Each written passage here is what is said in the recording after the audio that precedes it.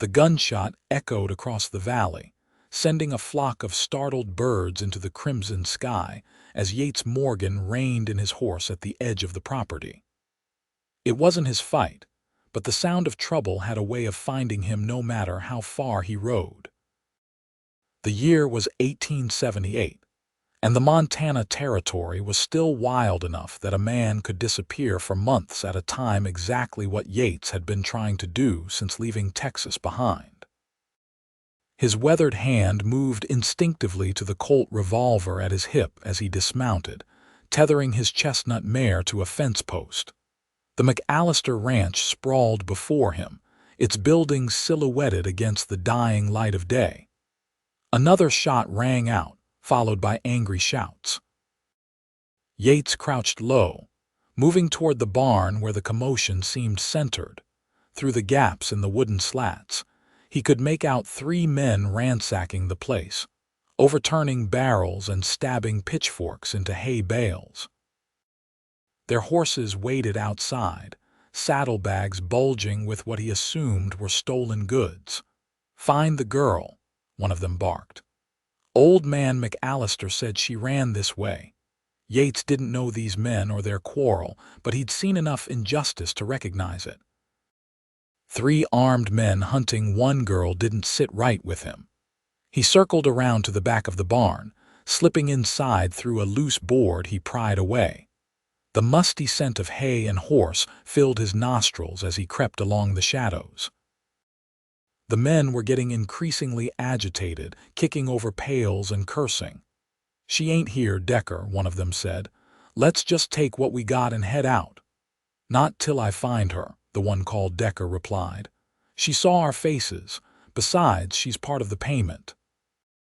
Yates felt his jaw tighten. Human trafficking wasn't uncommon in these parts, but it was something he'd never abide. He watched as the men continued their search, moving toward the large stack of hay bales piled in the corner. Just as one of the men raised his pitchfork toward the haystack, Yates stepped forward, his revolver drawn. "That's far enough, gentlemen," he said, his voice low and steady. The 3 men spun around, hands moving to their guns. "This ain't your business, stranger," Decker said, his eyes narrow beneath his hat brim. "I'm making it my business," Yates replied. "You boys are trespassing and, from the sound of it, doing a fair bit more than that." The standoff lasted only seconds before one of the men drew. Yates was faster, firing twice. The first shot caught the quick-draw artist in the shoulder, spinning him to the ground. The second bullet splintered the wood beside Decker's head, a warning. "Next one won't miss," Yates promised. "Drop your weapons." After a tense moment they complied, guns thudding into the hay-strewn floor. "Now mount up and ride out," Yates ordered, "and don't come back." "You're making a mistake," Decker spat as he helped his wounded companion to his feet. "The Blackwater Gang doesn't forget a face."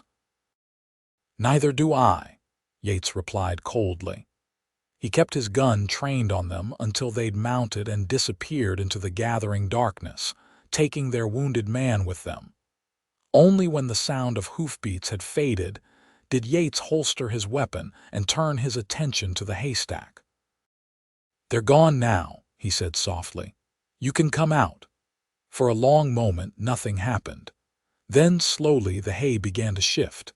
A slender hand emerged, followed by an arm, and finally a young woman's face appeared. Her eyes were wide with fear, dirt and hay clinging to her dark hair. She couldn't have been more than 20 years old. Are you with them?" she asked, her voice barely above a whisper. Yates shook his head, removing his hat as a gesture of respect. "No, madam. Name's Yates Morgan. I was just passing by when I heard the commotion." She emerged fully from the haystack, brushing straw from her simple blue dress. Despite the dirt and fear, there was a striking beauty to her face, with high cheekbones and eyes the color of a summer storm. "I'm Victoria McAllister," she said, her voice gaining strength. "They killed my father. Came to collect a debt he didn't owe. When he refused." Her voice broke, "I'm sorry," Yates said, meaning it. "Is there anyone else? Family?" She shook her head. "It was just Pa and me since Ma died 3 years back." Yates glanced toward the door. "Those men, the Blackwater Gang, they'll be back, and with more numbers." Victoria's shoulders slumped. "I have nowhere to go. Everything we had was here." Yates knew he should just leave. Getting involved in someone else's troubles was exactly what he'd been avoiding for the past 2 years.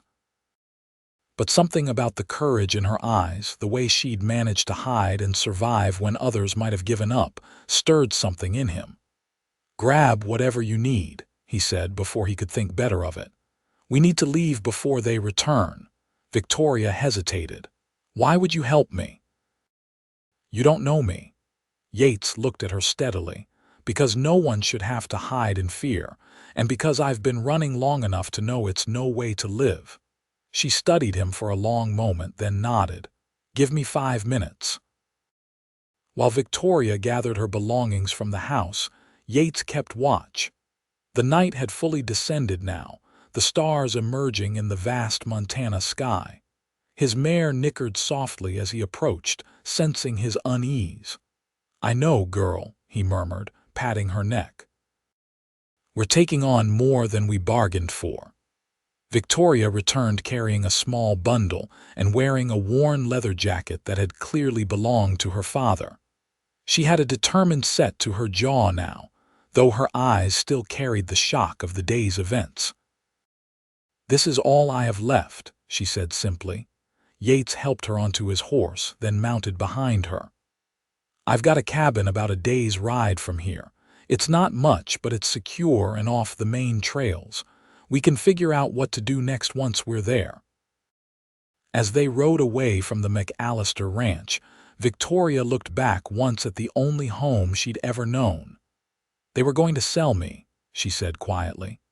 "Decker said I'd fetch a good price in certain establishments across the border." Yates felt her shudder against him and instinctively tightened his arm around her waist to steady her. "You don't need to worry about that anymore," he said firmly. "I promise you, Victoria McAllister, you'll never have to hide in fear again." They rode through the night, stopping only briefly to rest the horse. Dawn was breaking as they reached a stream, where Yates suggested they pause to refresh themselves. Victoria splashed water on her face, washing away the dirt and tears. "You never said what brought you to our ranch in the first place," she said as she dried her face with a handkerchief. Yates knelt by the stream, refilling his canteen. "I've been working as a tracker and guide. Just finished leading a group of settlers to their new homestead about 10 miles south. Was on my way back to my cabin when I heard the shots." "A tracker?" Victoria seemed to relax slightly. "Pa always said a good tracker was worth 10 ordinary men in these parts. Your father sounds like a wise man." "He was," her voice caught. "Taught me how to run the ranch, how to read and write, even some basic medicine. Said a woman in the territories needed to be twice as capable as any man." Yates nodded appreciatively. "That's true enough. My sister was the same way, could outride and outshoot most men I knew." "Was." Victoria caught the past tense. "She passed a few years back. Fever took her and her husband both." He didn't add that their deaths were part of what had sent him wandering, seeking solitude rather than connections that could be so painfully severed. They continued riding as the sun climbed higher, the landscape changing from open grassland to more wooded terrain. By mid-afternoon, they reached a small, sturdy cabin nestled against a rocky hillside, partially hidden by pine trees. "It's not much," Yates said as he helped Victoria dismount, "but it's defensible and private." The cabin was indeed modest, a single room with a stone fireplace, a rough-hewn table with 2 chairs, a narrow bed in one corner, and shelves stocked with provisions. Everything was neat and functional, revealing Yates's practical nature. "You live here alone?" Victoria asked, taking in the sparse surroundings.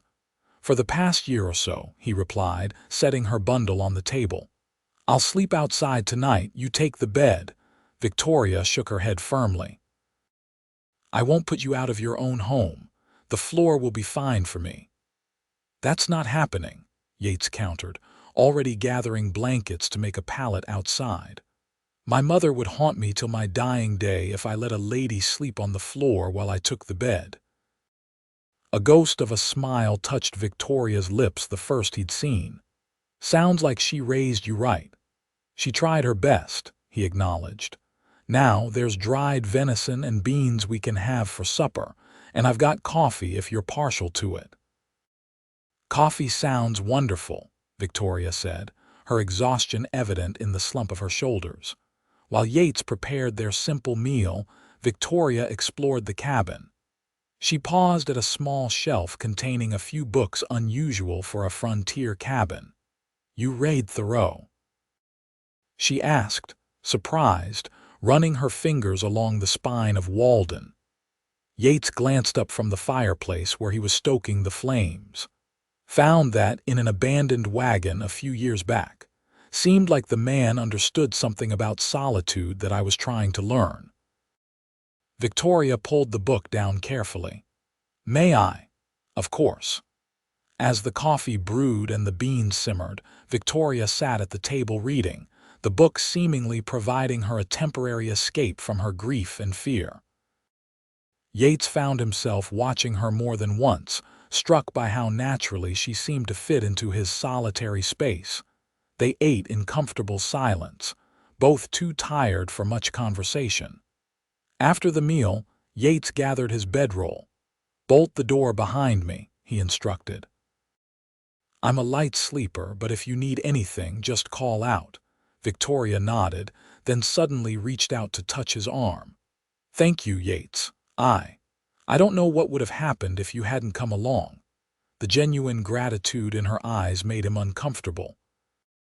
He wasn't used to being thanked or to being needed. Get some rest, Victoria. We'll figure out next steps in the morning. Outside, Yates made his bed under the stars, his mind racing despite his physical exhaustion.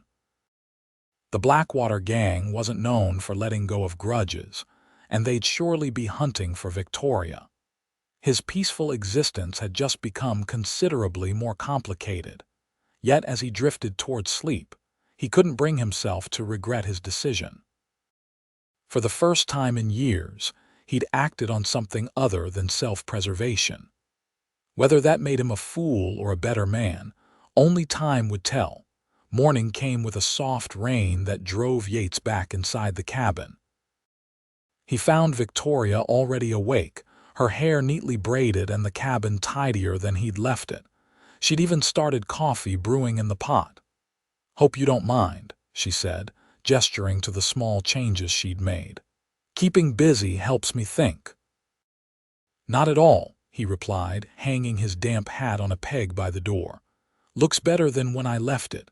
Over breakfast, they discussed their options. Victoria was adamant about not running forever. The ranch is legally mine now, she explained. Pa made sure the deed was in both our names after Ma died. I can't just abandon it, it's all I have left of them. Yates frowned. The Blackwater Gang isn't just going to forget about you, Victoria. They're notorious throughout the territory. Then we need to make it so they can't touch me, she said, her gray eyes flashing with determination. That means getting the law involved. The nearest marshal is in Helena, 2 days' ride from here, Yates said, and law enforcement can be unreliable in these parts.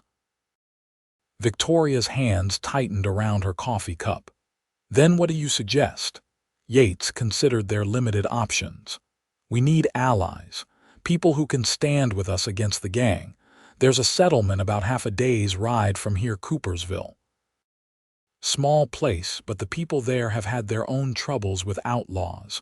They might be willing to help. And if they're not, then we keep moving, Yates said simply. I know places further north, even into Canada if necessary. Victoria shook her head firmly. I told you, I won't spend my life running. My father built that ranch from nothing. I won't let them take it." Her determination both impressed and worried Yates.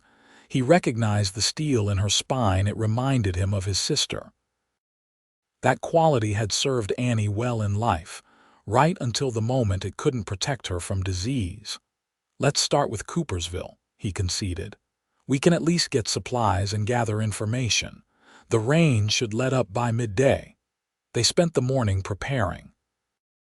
Victoria insisted on cleaning Yates's spare revolver, demonstrating that she knew how to handle firearms. "Pa made sure I could protect myself," she explained as she reassembled the gun with practiced hands. "Said a woman alone on the frontier needed to be her own first line of defense." "Your father was a smart man," Yates observed, impressed by her competence. "He was." Her voice softened. "He deserved better than to die protecting me." "He died doing what fathers do," Yates said quietly. "There's honor in that." Victoria looked up, meeting his eyes. "Is that what you would do?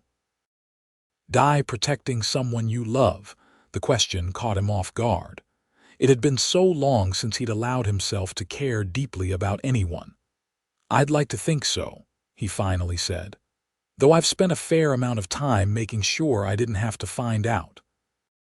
Victoria seemed to understand what he wasn't saying. "You've been alone a long time." It wasn't a question, so Yates didn't answer. Instead, he busied himself packing provisions for their journey, acutely aware of how this woman he'd known for barely a day had already seen through the careful walls he'd built. By the time the rain stopped, they were ready to depart.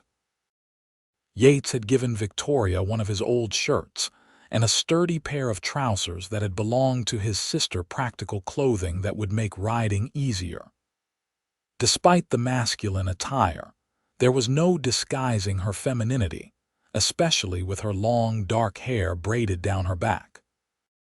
The ride to Coopersville was uneventful, though Yates remained vigilant, constantly scanning their surroundings for signs of pursuit. Victoria rode her own horse now, a sturdy pinto that Yates kept as a backup mount. She sat tall in the saddle, her posture reflecting years of experience on horseback. "Tell me about this town we're heading to," she said as they rode side by side through a grove of aspen trees, their leaves shimmering gold in the afternoon light. "It's small, maybe 20 permanent buildings. Started as a mining settlement about 8 years ago, but the silver played out quick. Now it's mostly a trading post for ranchers and the occasional trapper. The founder, James Cooper, still runs the general store. He's a fair man from what I've seen."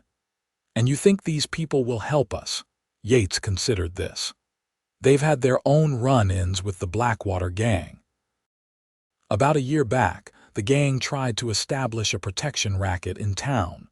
The townsfolk stood together and drove them off, lost a few good men doing it, though. So they might understand our situation," Victoria concluded. "They might. Or they might want nothing to do with stirring up trouble again." Yates glanced at her. "People tend to protect their own interests first." "Like you did when you stepped in to help a stranger," Victoria challenged, a hint of a smile playing at her lips. Yates had no good answer for that. His intervention at the McAllister ranch had been impulsive, contrary to the careful, detached existence he'd been cultivating. They reached Coopersville as the sun began its descent toward the western mountains. The town consisted of one main street with buildings on either side: the general store, a saloon, a small hotel, a blacksmith, and assorted other businesses, with houses scattered behind them. People moved about their evening business, some casting curious glances at the newcomers. Yates led them to the livery stable, where a grizzled old man named Jenkins took charge of their horses. "Ain't seen you in these parts for a spell, Morgan," Jenkins commented as he led the animals to water. "Been keeping to myself," Yates replied. "Is Cooper around?" "Should be closing up the store about now," Jenkins said. his rheumy eyes shifting to Victoria with undisguised curiosity. "This your missus?" Before Yates could respond, Victoria stepped forward, extending her hand. "Victoria McAllister, Mr. Morgan has been kind enough to assist me after some trouble at my family's ranch." Jenkins shook her hand, visibly impressed by her directness. "What kind of trouble, if you don't mind my asking?" "The Blackwater kind," Yates said quietly. Jenkins's expression darkened. "You'd best talk to Cooper right away, then."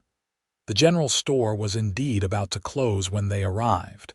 James Cooper, a stout man in his 50s with a neatly trimmed gray beard, was just locking the cash box when they entered. "We're closed for," he began, then recognized Yates. "Morgan. Didn't expect to see you before the first snow." "Didn't expect to be here," Yates admitted. "We need to talk, James, privately." Cooper's eyes moved to Victoria, then back to Yates. After a moment's consideration, he nodded and called to the back of the store. "Martha, put on another plate for supper. We have guests." Cooper led them through the store to a comfortable living area behind it. His wife, a kind-faced woman with silver-streaked brown hair, welcomed them warmly, especially after learning of Victoria's recent ordeal. Over a hearty meal of roast beef and potatoes, Victoria recounted the events at her ranch, with Yates filling in the details of his intervention. The Coopers listened gravely. "I'm truly sorry about your father, Miss McAllister," Martha said, reaching across the table to squeeze Victoria's hand. Jonah McAllister was known as an honest man, even this far from his home. "You knew my father?" Victoria asked, surprised. "By reputation," James Cooper clarified. "He brought cattle through here twice. Fair in his dealings, generous with his men, not common traits in these parts. The Blackwater Gang has grown bolder since we drove them out last year," Cooper continued, turning to Yates. "They've established themselves about 30 miles east of here. Word is they've got at least 15 men now, maybe more." "And the law?" Yates asked. Cooper snorted. "Marshal Jenkins comes through every few months, collects his pay, sleeps at the hotel, moves on. He's not looking to make enemies with a gang that size." "So we're on our own," Victoria said, her voice steady despite the discouraging news. "Not necessarily," Cooper replied, stroking his beard thoughtfully. "There are men in town who'd stand against Blackwater again if needed. We lost good people to them before." Martha Cooper placed her hand on her husband's arm. "James, you're not suggesting—" "I'm suggesting we help this young woman reclaim what's rightfully hers," Cooper said firmly. "The Blackwater Gang preys on the vulnerable because they think no one will stand against them. Maybe it's time to prove them wrong again." Victoria straightened in her chair. "I don't want anyone else to die because of me." "Sometimes standing against evil means risking everything," Cooper said gently. "Your father understood that." The conversation continued late into the evening, exploring possibilities and making preliminary plans. By the time Martha showed them to the spare room, she insisted they both stay, providing Yates with a pallet on the floor. A tentative strategy had begun to form. "Tomorrow we'll speak with some of the townsmen," Cooper had said. "See who's willing to ride with us. With enough guns, we might convince the Blackwater Gang that taking your ranch isn't worth the cost." As Victoria prepared for bed, she seemed both heartened and troubled by the day's developments. "These people barely know me," she said quietly to Yates. "Why would they risk their lives?" Yates, arranging his bedroll on the floor, considered the question. "Some men need a cause greater than themselves, and some have simply seen enough injustice to know that ignoring it only invites more. And which are you?" Victoria asked, sitting on the edge of the bed, her gray eyes searching his face in the lamplight. Yates hadn't expected the question. "I used to think I was fighting for something larger," he admitted. Justice, maybe, or some idea of what was right. But after a while, I just got tired of seeing good people die while the wicked prospered. So you retreated to your cabin. I did. Yet here you are, Victoria observed, back in the fight. Yates had no answer for that, and Victoria seemed to understand his silence. She extinguished the lamp, leaving them in darkness. "Good night, Yates," she said softly, "and thank you again for everything." "Good night, Victoria," he replied, acutely aware of her presence just a few feet away and of how quickly she had come to matter to him. Morning brought action. Cooper had arranged a meeting at the saloon, which was closed for regular business until noon. By 10 o'clock, the room was filled with about 20 men ranchers, shopkeepers, and laborers from around Coopersville. Yates stood at the back, observing as Cooper introduced Victoria and explained the situation. The men listened intently, some nodding in recognition at the mention of Jonah McAllister's name, others scowling at the description of the Blackwater Gang's actions. When Cooper finished speaking, a tall rancher named William Hart was the first to step forward. "I lost my brother to the Blackwater Gang last year," he said grimly. "I'll ride with you, Miss McAllister." One by one, others volunteered, 10 men in total who were willing to risk their lives to help a stranger reclaim her home and stand against a common enemy. Yates watched Victoria's face as she thanked each man, her composure remarkable given the circumstances. "We'll need a plan," Hart said, turning to Yates. "You've been inside the McAllister ranch. What are we facing?" All eyes turned to Yates, and he felt a familiar weight settle on his shoulders, the responsibility of leadership that he'd carried during the war and had since tried to abandon. But looking at Victoria's determined face, he knew he couldn't walk away now. Stepping forward, he began to outline the layout of the ranch, the likely approaches the gang would use, and potential defensive positions. The men gathered around, offering suggestions and asking questions. By the end of the meeting, they had the beginnings of a strategy. "We'll leave at dawn tomorrow," Cooper announced. "That gives everyone time to prepare and say their goodbyes." As the men dispersed, Victoria approached Yates. "You didn't volunteer," she observed, her expression unreadable. "Didn't think I needed to," Yates replied. "I'm already committed." A small smile touched her lips. "I just wanted to hear you say it." That afternoon, they gathered supplies from Cooper's store. Victoria insisted on paying with the small amount of money she'd managed to grab before fleeing the ranch. "I won't be indebted," she explained when Yates questioned her. "Not financially, at least." "There are different kinds of debts," Yates noted, helping her select ammunition for her revolver. "Not all can be paid with money." "I'm aware," she said, meeting his eyes steadily. "And I intend to honor all my debts one way or another." Something in her gaze made Yates look away first, uncomfortable with the intensity he found there. In just 2 days, Victoria McAllister had somehow breached the careful isolation he'd constructed around himself.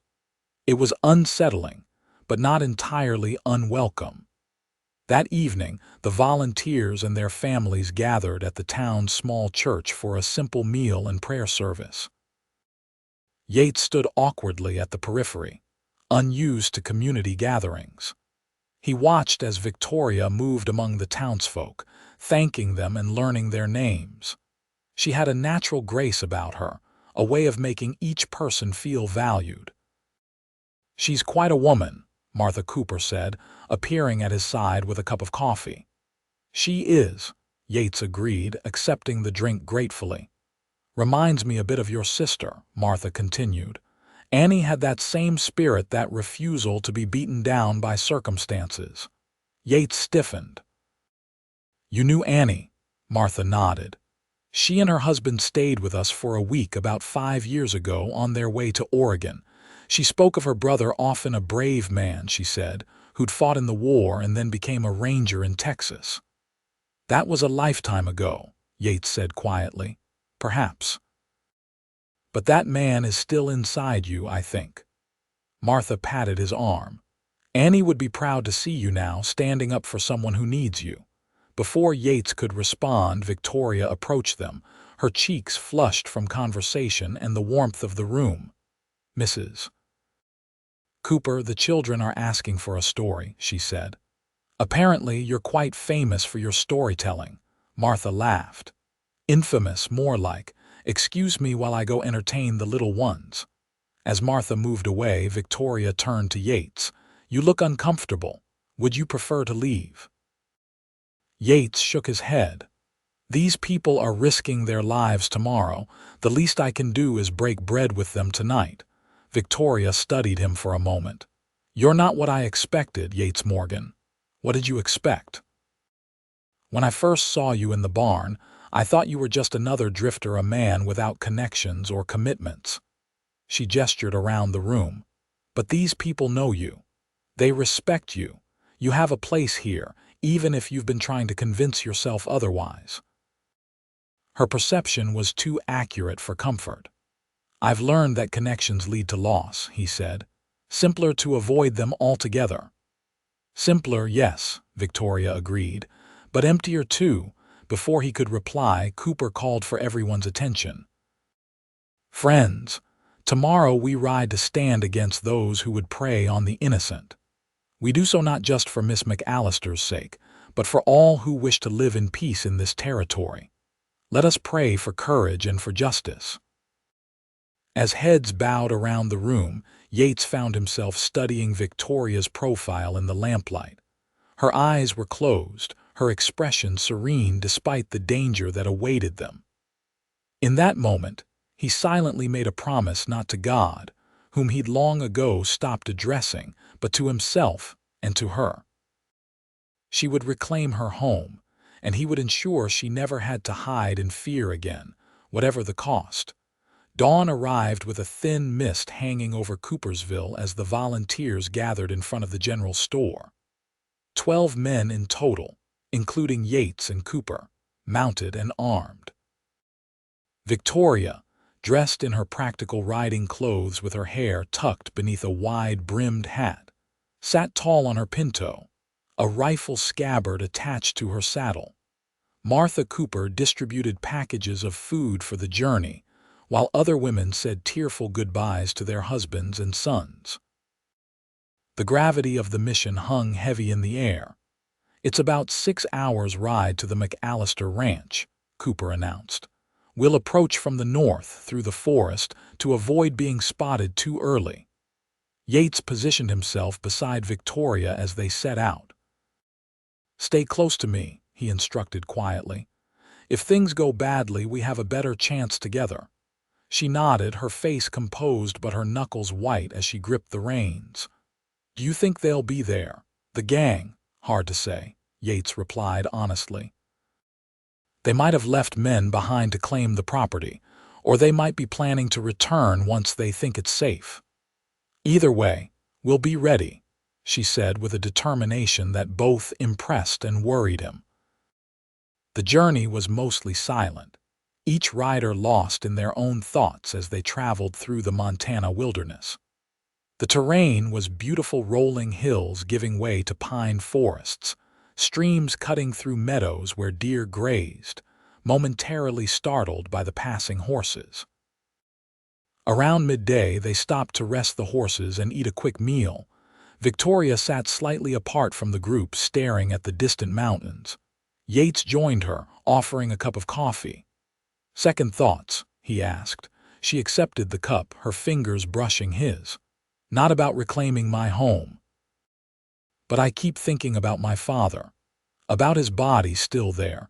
He deserves a proper burial. That will be our first priority, Yates assured her. Victoria's eyes met his. Why are you really doing this, Yates? And don't tell me it's just because you happen to be passing by. The directness of her question caught him off guard. For a moment, he considered deflecting, but something in her gaze demanded honesty. I've spent 2 years trying to forget the things I've seen and done, he said slowly. Thought if I could just disappear into the wilderness, live simply, I might find some kind of peace. But when I saw those men hunting you, threatening you—" He paused, searching for words. "I realized that the peace I'd found was empty. It wasn't really living at all." Victoria's expression softened. "And now I'm here," he said simply. "And for the first time in a long while that feels right." A call from Cooper interrupted their conversation. It was time to move on. As they neared the McAllister property, Cooper sent 2 men ahead as scouts. They returned within the hour, their expressions grim. "4 men at the ranch," one reported. "Looks like they're settling in for a stay. Got horses in the corral, smoke coming from the chimney." "Any sign of others nearby?" Cooper asked. "Not that we could see, but they've posted a lookout on the roof of the house." Cooper turned to the group. "We stick to the plan. Half of us approach from the north, half from the east. We give them one chance to leave peacefully." "And if they refuse?" William Hart asked, checking his rifle. "Then we do what needs doing," Cooper replied firmly. They split into 2 groups, with Yates, Victoria, Cooper, and 3 others forming the northern approach. As they made their way through the trees bordering the property, Yates kept Victoria close behind him. "When the shooting starts, if it starts, you stay down," he told her. "These men won't hesitate to kill you." "I can handle a gun," she reminded him. "I know you can, but your death won't help anyone." They reached the edge of the woods, the ranch buildings now clearly visible about 100 yards away. Through his field glasses, Yates could see 2 men on the porch of the main house, playing cards. Another was visible in the doorway of the barn, while the 4th, as reported, was stationed on the roof as a lookout. Cooper raised his hand, signaling to the eastern group that they were in position. After receiving confirmation, he turned to his companions. "I'll call out to them first," he said. "Give them a chance to ride away, be ready for anything." Taking a deep breath, Cooper stepped out from the cover of the trees. "You men at the McAllister ranch," he shouted. "This property doesn't belong to you. You have one chance to mount up and leave peacefully." The reaction was immediate. The men on the porch leaped to their feet, drawing weapons. The lookout on the roof raised his rifle. "Who the hell are you?" one of the men called back. "Concerned citizens," Cooper replied. "There are 12 of us with rifles trained on you right now. This is your only warning." There was a moment of tense silence. Yates could see the men conferring hastily. Then, without warning, the lookout fired, the bullet splintering a tree trunk near Cooper. "Take cover," Yates shouted, pulling Victoria down as gunfire erupted from both sides. The battle was chaotic and brief. The Blackwater men, though outnumbered, fought fiercely from the cover of the ranch buildings. Yates and the others returned fire from the tree line, gradually advancing as they forced the gang members to retreat. Victoria, despite Yates's instructions, fired several well-aimed shots from her position. One of her bullets caught the lookout in the shoulder, sending him tumbling from the roof. After about 10 minutes of intense exchange, 2 of the Blackwater men were down, 1 dead, 1 badly wounded. The remaining 2 threw down their weapons, hands raised in surrender. "Check the buildings," Cooper ordered as several men moved forward to secure the prisoners. "Make sure there aren't more hiding." Yates turned to Victoria, who was reloading her rifle with steady hands. "Are you all right?" She nodded, her face pale but composed. "Let's check the house." They approached cautiously, Yates leading the way with his revolver drawn. The house showed signs of the gang's occupation, furniture overturned, Victoria's father's possessions scattered or stolen. But there were no more gang members inside. In the main bedroom, Victoria paused, her hand going to her mouth. A portrait of her parents that had hung on the wall lay on the floor, its frame broken and the canvas slashed. Yates placed a gentle hand on her shoulder. "We'll set it right," he promised, She nodded, then straightened her shoulders. My father. He would be outside by the north fence. That's where I heard the first shots. Together they left the house. Cooper approached them, his expression grave. We've secured the property. 2 dead, 2 captured. Hart took a bullet in the arm, but he'll live. Thank you, Mr. Cooper, Victoria said formally, though her voice trembled slightly. I need to find my father now. Cooper nodded understandingly. Of course. We'll keep watch. Yates accompanied Victoria to the north fence where they found Jonah McAllister's body. He had been shot multiple times, his final moments clearly violent. Victoria knelt beside him, her composure finally breaking as she gently touched his weathered face. I'm sorry, Pa, she whispered. I'm sorry I couldn't help you. Yates stood silently, giving her the moment she needed with her father. When she finally looked up, her eyes were dry, her grief contained but palpable. Will you help me bury him? She asked simply. Of course. They chose a spot beneath an old oak tree overlooking the valley, a place Jonah had apparently loved to sit in the evenings. Cooper and several others helped dig the grave while Victoria went to the house to find appropriate burial clothes for her father. The service was brief, but dignified. Victoria read a passage from her mother's Bible, her voice steady despite her grief. When the last shovelful of earth was placed and a crude wooden cross erected, the men removed their hats in respect. What will you do with the prisoners? Victoria asked Cooper as they walked back toward the house. Take them to Helena, he replied. The marshal there might not be eager to chase the Blackwater Gang, but he'll process men already captured. Their testimony might even help build a case against the rest of them. And what about you, Miss McAllister? William Hart asked, his wounded arm now bandaged. Will you stay here alone? Before Victoria could answer, Yates spoke up. She won't be alone. I'll stay until we're sure the danger has passed. Victoria glanced at him, surprise and something warmer in her eyes. That's not necessary, Yates. You've already done more than enough. I made you a promise, he reminded her, that you'd never have to hide in fear again. I intend to keep it. Cooper looked between them, a knowing expression crossing his face. Well, that's settled then. We'll leave 4 men with you for a few days, just as additional security. The rest of us will take the prisoners to Helena. As the day waned, arrangements were made. The dead gang members were buried far from Jonah McAllister's resting place.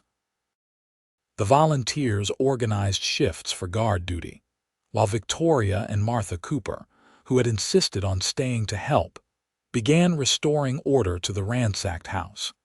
Yates found himself repairing the broken front door, his mind turning over recent events. He had come to Montana seeking solitude, convinced that connections to others only led to pain. Yet in just 3 days, he had aligned himself with Victoria McAllister's cause completely, risking his life and abandoning his isolation. As twilight descended, Victoria joined him on the porch, 2 cups of coffee in hand. She had changed into a simple dress, her hair loose around her shoulders. Despite the ordeal she'd been through, there was a quiet strength about her that Yates found increasingly compelling. The house is starting to look like home again, she said, handing him a cup. You work quickly, he observed, accepting the coffee gratefully. Idle hands make for a busy mind, she replied, sitting beside him on the porch steps, and my mind has had quite enough to process lately. They sat in comfortable silence for a moment, watching as the first stars appeared in the darkening sky. Did you mean what you said? Victoria finally asked. About staying, Yates nodded. The Blackwater Gang won't give up easily.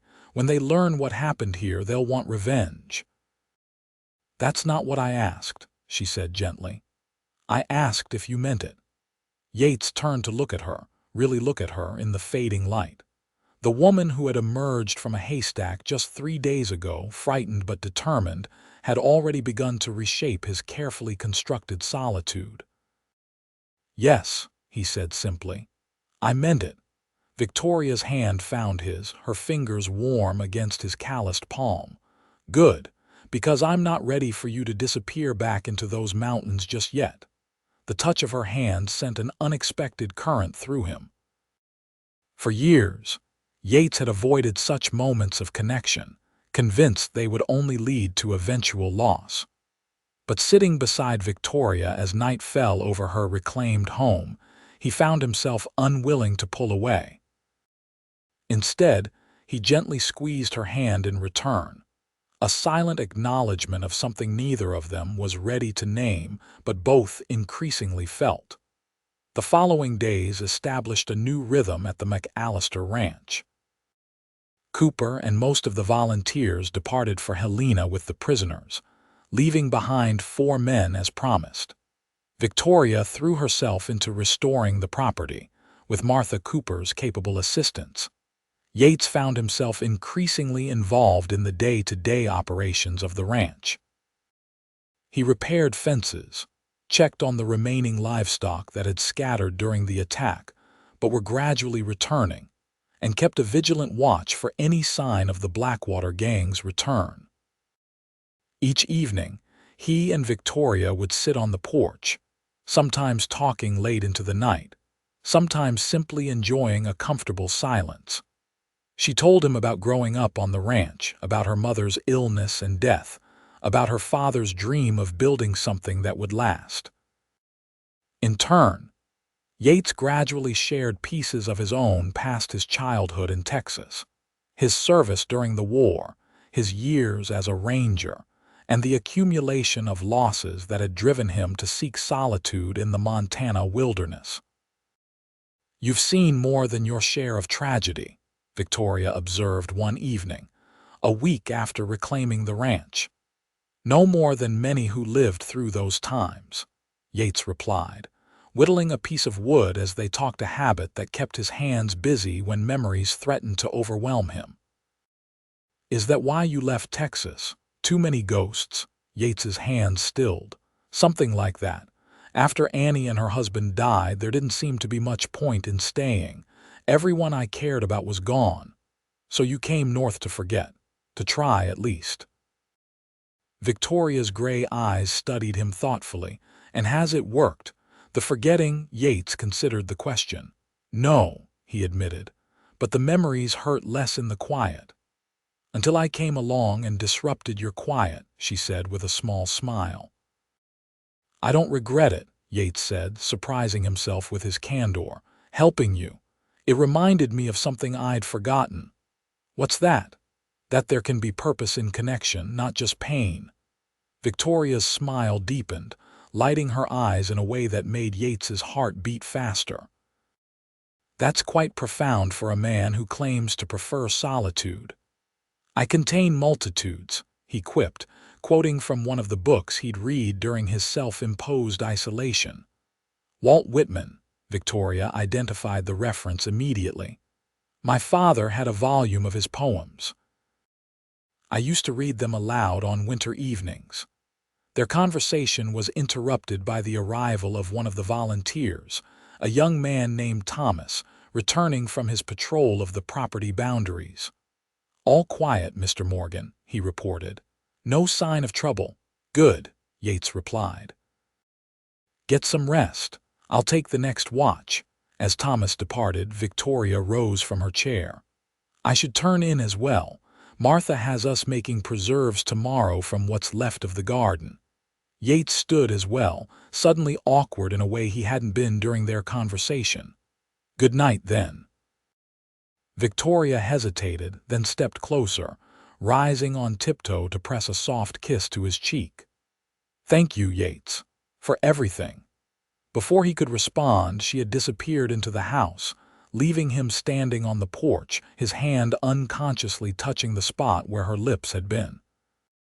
2 weeks passed with no sign of the Blackwater Gang. Cooper returned from Helena with news that the captured men had been formally charged and were awaiting trial. The remaining volunteers, satisfied that the immediate danger had passed, returned to their homes and families in Coopersville. Still, Yates stayed. He told himself it was because the threat hadn't fully dissipated. The Blackwater Gang still existed, and revenge remained a possibility. But in truth, he was reluctant to leave Victoria and return to his solitary existence. For her part, Victoria seemed equally reluctant to see him go. Their evenings on the porch had become a cherished ritual, their conversations deepening as mutual trust grew. Martha Cooper, before returning to Coopersville with her husband, had given Yates a knowing look. "That girl needs someone she can count on," she'd said quietly. "And so do you, I think." Yates had made no reply, but the older woman's words stayed with him. One crisp autumn evening, as they sat watching the sunset paint the distant mountains gold and crimson, Victoria broached the subject they'd both been avoiding. "Winter will be here soon," she observed, wrapping a shawl more tightly around her shoulders. "Will you return to your cabin before the snow?" Yates, who had been contemplating this very question for days, looked out across the valley. "I should check on it, at least, make sure it's secure for the season." "Of course," Victoria said, her tone carefully neutral. "You've been away from your home for quite some time." "It's just a cabin," Yates said. "Not really a home." Victoria turned to him, her expression earnest. "What makes a home, then, if not the place you've built with your own hands?" Yates considered the question seriously. "I think a home is where you don't have to pretend, where you can be fully yourself and still be accepted." "By that definition, have you ever had a home?" "Yes," Yates said softly. "With my family before the war, with Annie for a time after." He paused, then added, "and recently here." Victoria's eyes widened slightly at this admission. "Here?" Yates nodded, suddenly certain of what he needed to say. "Victoria, I came to Montana to escape from life, to hide from connections that I feared would only lead to more loss. But these past weeks with you, I've started to remember what it feels like to be truly alive." Victoria's hand found his, her fingers intertwining with his own. "I feel the same," she said softly. "After my father died, I thought I'd lost everything. But then you found me hiding in that haystack, and somehow, in the midst of all that tragedy, something new began." Yates raised their joined hands, pressing a gentle kiss to her knuckles. "I made you a promise that day that you would never have to hide in fear again. I intend to keep that promise if you'll let me." "What are you saying, Yates?" Victoria asked, her voice barely above a whisper. "I'm saying that I don't want to return to my solitary existence.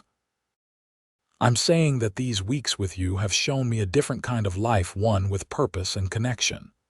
He took a deep breath. "I'm saying that I've fallen in love with you, Victoria McAllister, and if you'll have me, I'd like to stay." Victoria's eyes filled with tears, but her smile was radiant. "I've been hoping you would say that," she admitted. "Because I've fallen in love with you too, Yates Morgan." Yates gently cupped her face in his hands, his thumbs brushing away the tears that had spilled onto her cheeks. Then, with a tenderness that surprised even him, he leaned forward and kissed her. The kiss was gentle at first, a question rather than a demand. But when Victoria's arms wound around his neck, drawing him closer, it deepened into something more profound, a promise, a beginning. When they finally broke apart, both slightly breathless, Yates rested his forehead against hers. "So I'll stay."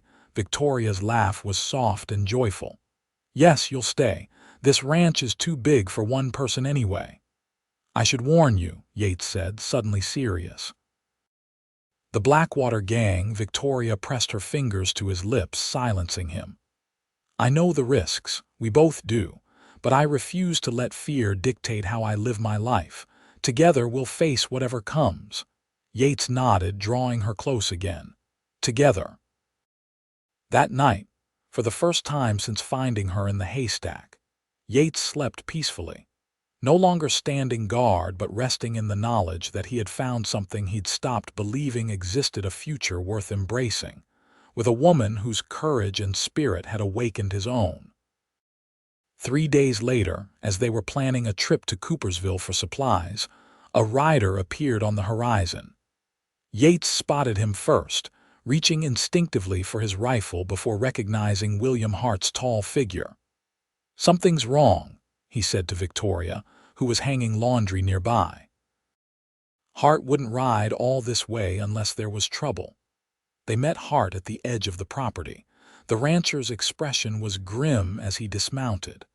"The Blackwater Gang broke their men out of jail in Helena," he reported without preamble. "Killed 2 deputies in the process. Word is they're headed this way for revenge." Victoria's face paled, but her voice remained steady. "How many?" "At least a dozen, according to the telegraph operator in Helena. They're expected to reach this area within 2 days." Yates's mind was already calculating possibilities. "We need to alert Cooper and the others. How many men can we gather in time?" Hart shook his head. "That's the other problem. A group of Blackwater men hit Coopersville yesterday while Cooper was away, burned the general store, shot up the saloon. 3 dead, including Jenkins from the livery." "Dear God," Victoria whispered. "Martha, the Coopers." "They're alive," Hart assured her. "James was wounded, but he'll recover. The town's in no shape to provide help right now." Yates and Victoria exchanged glances. The situation had deteriorated faster than either had anticipated. "We could leave," Hart suggested. "Head north into the territories. The gang wouldn't follow you that far." Victoria shook her head firmly. "No, I won't be driven from my home again. We'll defend what's ours." Her use of ours wasn't lost on Yates. Despite the danger, he felt a surge of pride at her determination. "How many men can you gather?" he asked Hart. 4, maybe 5. Most are needed in Coopersville to protect what's left." "It'll have to do," Yates decided. "We'll fortify the ranch house. It's solid stone on the first floor. With enough ammunition and supplies, we can hold out." Hart nodded grimly. "I'll ride back and gather who I can. We'll return by nightfall tomorrow." As Hart rode away, Yates turned to Victoria. "There's still time for you to reconsider. We could head to my cabin, then further north if needed." Victoria's gray eyes met his, unwavering. "This is our home, Yates. We've both spent too long running from what matters. I won't run again." Her resolve settled something in him. "Then we prepare." The next 24 hours were a flurry of activity. They moved essential supplies into the stone-walled first floor of the house, boarded up windows, and positioned firearms at strategic points. Victoria, proving once again her practicality, prepared medical supplies and extra ammunition. By sunset the following day, Hart returned with 4 men, all that could be spared from Coopersville. They brought additional weapons and grim determination. "Cooper sends his regrets that he can't be here," Hart told them as they gathered around the kitchen table to finalize their defense plan. "His wound prevents him from riding, but he sent this." Hart placed a badge on the table, a federal marshal's star. "Cooper's been the acting marshal since Jenkins was killed last month," Hart explained. "He's deputizing all of us officially. Means if we have to kill any of the Blackwater Gang, it's in the service of the law." Yates picked up the badge, studying it thoughtfully. Years ago, he'd worn a similar star as a Texas Ranger. He'd sworn off such responsibilities, yet here he was again, preparing to stand against lawlessness. "We'll position men at each corner of the house," he said, returning to the tactical discussion. 2-hour shifts through the night. They'll likely come at dawn. It's their preferred time for raids." The men nodded, accepting his leadership without question. Years of command experience were evident in Yates's calm, authoritative manner. As night fell, the defenders took their positions. Victoria refused to rest, instead checking and rechecking their preparations. Yates found her in what had been her father's study, loading a shotgun with steady hands. "You should try to sleep," he said gently. "Tomorrow will be difficult enough without exhaustion." Victoria shook her head. "I couldn't sleep even if I tried." Yates moved behind her, placing his hands on her shoulders. "We've done everything we can to prepare." She leaned back against him, allowing herself a moment of vulnerability. "I'm not afraid to fight," she said quietly, "but I am afraid of losing you just when I've found you." Yates turned her to face him, his hands framing her face. "Victoria McAllister, I have spent 2 years hiding from life because I feared exactly this, caring so deeply for someone that the thought of losing them becomes unbearable. But you taught me that a life without connections isn't really living at all." He kissed her then, pouring into it all the emotions he'd kept carefully guarded for so long. Victoria responded with equal fervor, her arms winding around his neck, drawing him closer. When they broke apart, breathless, Yates rested his forehead against hers. "Whatever happens tomorrow, know that finding you even hiding in a haystack was the best thing that ever happened to me." Victoria's smile was luminous even in the dim lamplight. "Then we have something worth fighting for." They spent the night in quiet preparation, stealing moments of closeness between checking defenses and rotating watches. As the eastern sky began to lighten, Yates gathered the defenders in the kitchen for final instructions. "They'll come from the east," he predicted, "using the rising sun to blind us. Hart, you and Davis take the east windows. Jones and Wilson cover the north and south approaches. Simmons, you're with me at the west side in case they try to circle around." He turned to Victoria. "You'll be our last line of defense. If they breach the house, you'll be upstairs with the shotgun." Victoria nodded, though it was clear she would have preferred to be on the front line. "Remember," Yates continued, "these men are killers, but they're also cowards at heart. They prey on the weak and unprepared. A strong, determined defense will shake their resolve." As if on cue, a lookout called from upstairs. "Riders approaching from the east, at least 10 of them. Positions," Yates ordered calmly. "No one fires until I give the word." The defenders moved quickly to their assigned stations.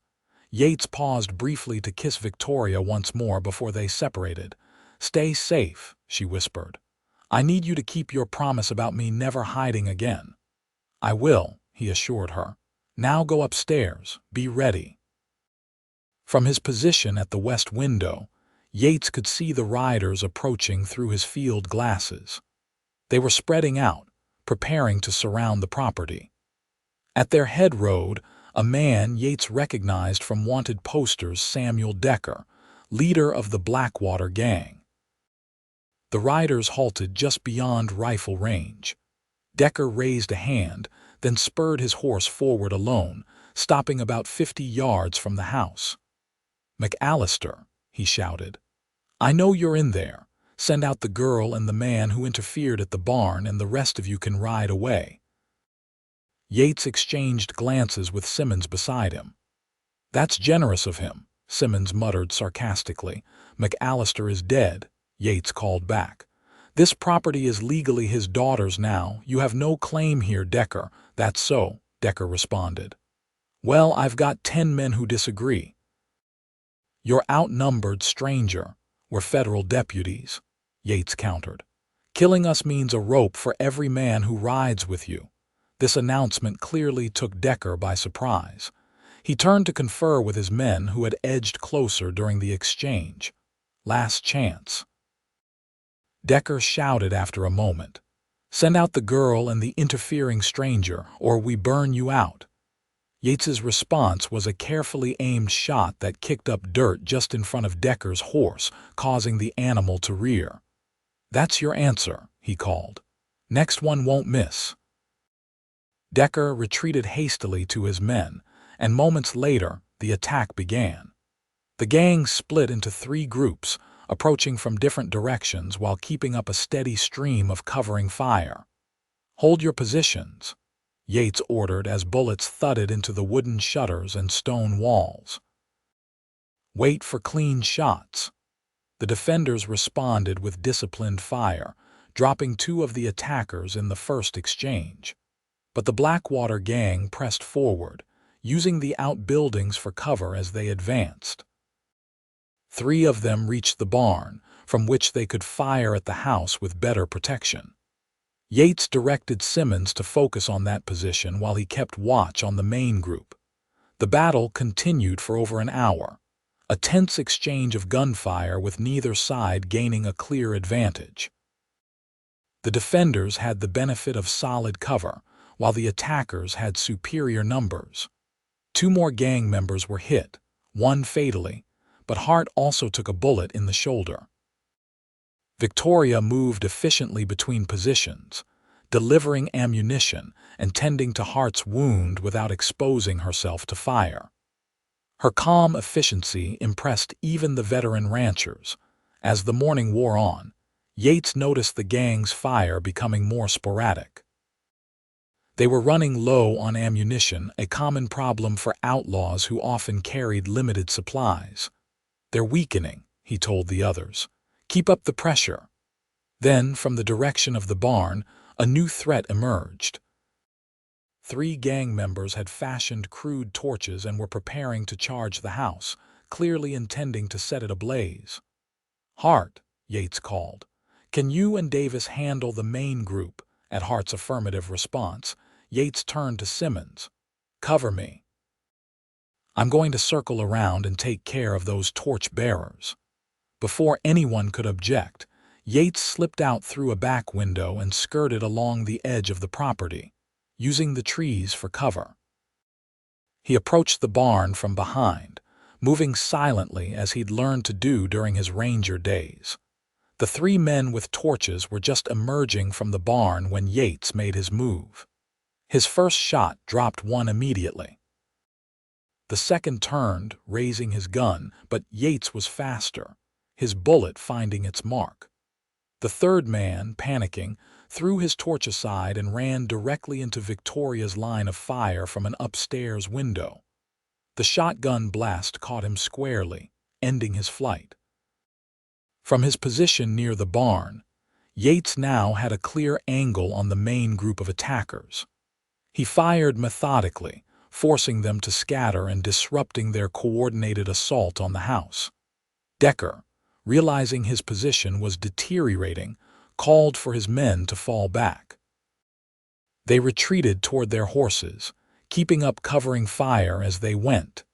Yates was about to return to the house when movement caught his eye. Decker had separated from his men and was circling toward the east side of the house, where a ladder still leaned against the wall from their preparations the day before. With a surge of alarm, Yates realized Decker was heading for the upstairs window where Victoria had been positioned. He broke into a run, no longer concerned with staying hidden. "Victoria," he shouted. "East window." Inside the house, Victoria heard Yates's warning. She turned just as Decker's face appeared at the window, his gun raised. She fired the shotgun instinctively, but it was empty. She'd used her last shell on the torchbearer.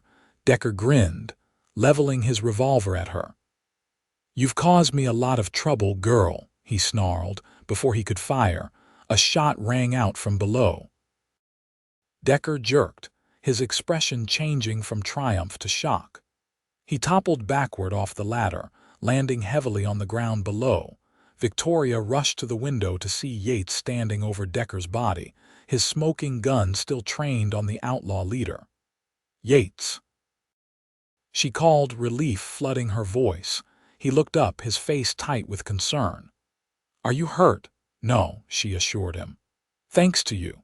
With Decker dead, the remaining gang members lost all will to fight. They fled, leaving their wounded and dead behind. By noon, It was clear the danger had passed.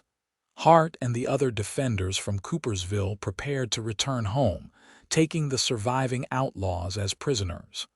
The marshal and Helena will want statements from both of you, Hart told Yates and Victoria as he mounted his horse. But there's no doubt it was self-defense. These men were wanted across 3 territories.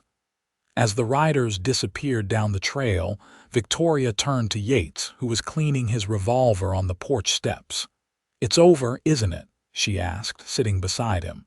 "Really over this time?" Yates nodded, his eyes meeting hers. "The Blackwater Gang is finished. Between what happened here and in Coopersville, they've lost too many men. The survivors will scatter." Victoria leaned against him, exhaustion finally catching up with her now that the danger had passed. "So we can begin again. Build something here." "If that's what you want," Yates said, putting his arm around her. "It is," she said firmly. "With you, I want to make this ranch thrive again to honor my father's memory, and I want to create something new, our future together." Yates set aside his gun and turned to face her fully, taking both her hands in his. "Victoria McAllister, when I found you hiding in that haystack, I made you a promise. Today I want to make another one. I promise to stand beside you, to build that future with you, if you'll have me as your husband." Victoria's eyes filled with tears, but her smile was radiant. "Yes," she said simply. "Yes, I will have you as my husband, Yates Morgan." He kissed her then, sealing their commitment as the afternoon sun bathed the ranch in golden light, the same ranch where they had fought for their lives just hours before, now transformed into the foundation of their future. 2 months later, on a crisp December morning, Victoria McAllister became Victoria Morgan in a simple ceremony at the newly rebuilt church in Coopersville. James Cooper, recovered from his wounds, gave the bride away. Martha Cooper had helped Victoria fashion a wedding dress from her mother's best tablecloth, embellished with lace ordered specially from Helena. Yates, standing at the altar in a new suit, watched in awe as Victoria walked toward him. Her dark hair was adorned with winter berries and evergreen, her gray eyes luminous with happiness. In that moment, he knew with absolute certainty that finding her had been not just luck but destiny. The reception was held at the McAllister Ranch, now the Morgan Ranch, with the entire population of Coopersville in attendance. The house, fully restored and decorated for both Christmas and the wedding, rang with laughter and music late into the night. As the last guests departed, Yates found Victoria standing on the porch, gazing up at the star-filled sky. "Happy, Mrs. Morgan?" he asked, wrapping his arms around her from behind. "Completely," she said, leaning back against him. "Though I still can't quite believe how much has changed since that terrible day when Pa died." "Life has a way of surprising us," Yates observed.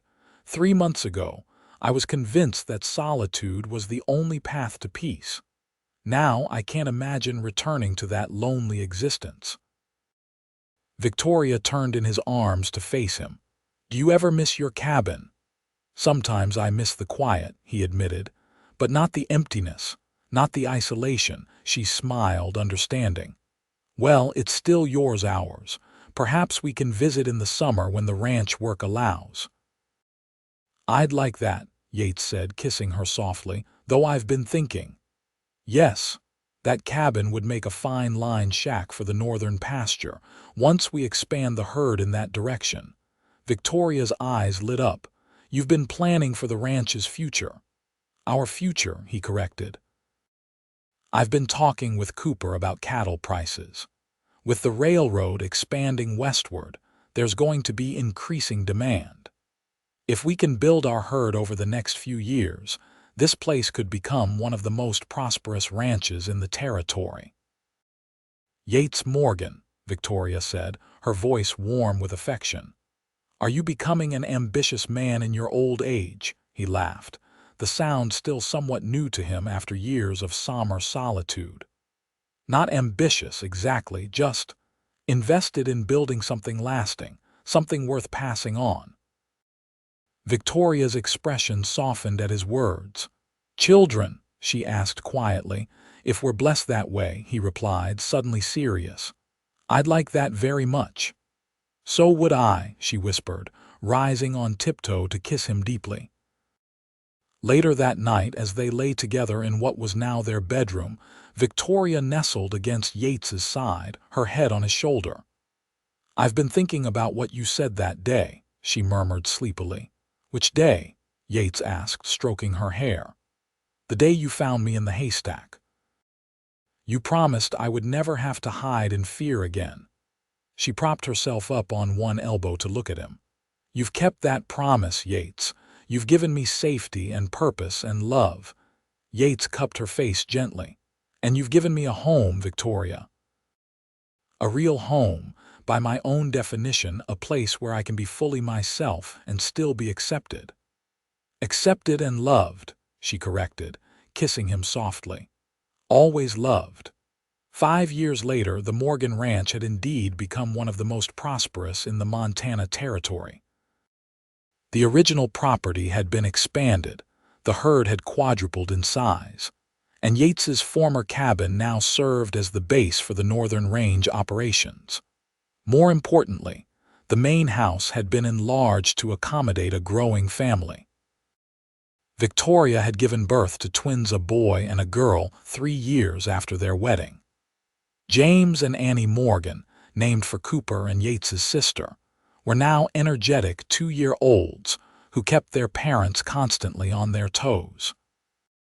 On a warm spring afternoon, Yates returned from a day of checking fence lines to find Victoria on the porch, watching the twins play in the yard under the watchful eye of Martha Cooper, who had become a regular visitor and beloved honorary grandmother. "How are my 3 favorite people?" Yates asked, lifting James into his arms while Annie clutched at his legs, demanding equal attention. "We're well," Victoria replied, her smile radiant as she rose to greet him with a kiss. "And how is my favorite rancher?" "Tired but satisfied," he said, setting James down to scoop up Annie for her turn. "The north pasture is looking good. We should be able to move the new calves there next week."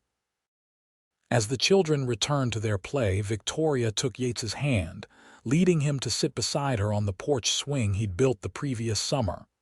"I have news," she said, her eyes sparkling with excitement. Yates raised an eyebrow. "Good news, I hope." "The best kind," she confirmed. "Dr. Wilson confirmed it today. We're going to have another baby come winter." Joy suffused Yates's face as he pulled her into his arms. "Victoria," he breathed, too overwhelmed for more elaborate words. She laughed against his shoulder. "I thought you might be pleased." "Please doesn't begin to cover it," he said, drawing back to look at her. "Are you feeling well? Should you be resting?" "I'm perfectly fine," she assured him. "Just as I was with the twins, though hopefully this little one will be slightly less energetic than those 2 whirlwinds." They both turned to watch their children, who were now chasing butterflies across the yard with delighted squeals. "Did you ever imagine this?" Victoria asked softly. "That day when you found me hiding, terrified for my life, did you ever imagine we'd build this life together?" Yates shook his head. "Never. I was too focused on surviving each day, on avoiding connections that might lead to pain. I couldn't see that in protecting myself from potential loss, I was also cutting myself off from potential joy." "And now," she prompted, leaning her head on his shoulder. "Now I understand that the risk is worth it," he said, his arm tightening around her. "That loving you, loving our children, it's worth any pain that might come. Because without love, there's no real living at all." Victoria turned her face up to his, her gray eyes soft with emotion. "You're a wise man, Yates Morgan." "I'm a fortunate man," he corrected, kissing her tenderly. "Who found his greatest treasure hiding in a haystack?" as the sun began its descent toward the western mountains, casting long shadows across the ranch that had become their kingdom. Yates Morgan reflected on the journey that had brought him here. From solitary trapper to husband, father, and successful rancher, it was a transformation he could never have anticipated or planned. Yet sitting on the porch with Victoria beside him, watching their children play in the yard of the home they'd built together, he knew with absolute certainty that he had found his true purpose. Not in isolation, as he'd once believed, but in connection in the family that had given his life meaning beyond mere survival. Victoria, seeming to sense his thoughts, squeezed his hand. "No regrets?" she asked quietly. Yates smiled, the expression now coming naturally to a face that had once known only grim determination. "Not a single one," he replied, and kissed her as the Montana sun painted their world in hues of gold.